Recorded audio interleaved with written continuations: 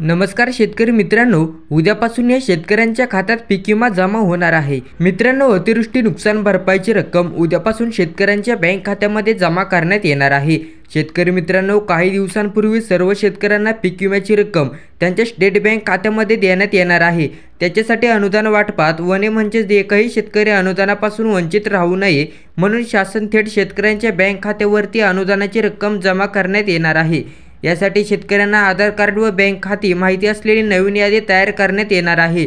त्यामुळे शेतकऱ्यांना फारशी मदत मिळण्यासाठी विलंब होत आहे। अनुदान वाटपात डीबीटी प्रणालीद्वारे शेतकऱ्यांच्या खात्यात अनुदान जमा केले जाणार आहे। एकही शेतकरी या मदतीपासून वंचित राहणार नाही टप्प्यात आलेले आहे। तर या शासनाने जाहीर केलेली मदत लवकरात लवकर शेतकऱ्यांच्या बँक खात्यामध्ये जमा केली जाणार आहे। तर शेतकरी मित्रांनो, यामध्ये कोणते जिल्हे समावेश करण्यात आलेले आहेत ते आपण जाणून घेऊया। तर मित्रांनो, यामध्ये नांदेड, वाशिम, नागपूर व चंद्रपूर, वर्धा, संभाजीनगर, बुलढाणा, परभणी, धाराशिव, लातूर, कोल्हापूर, बीड, सांगली, जालना, सातारा, पुणे, सोलापूर, जळगाव, नाशिक, अहमदनगर, सिंधुदुर्ग, रायगड, ठाणे, रत्नागिरी या 24 जिल्ह्यांची रक्कम उद्यापासून थेट शेतकऱ्यांच्या बँक खात्यामध्ये जमा होणार आहे।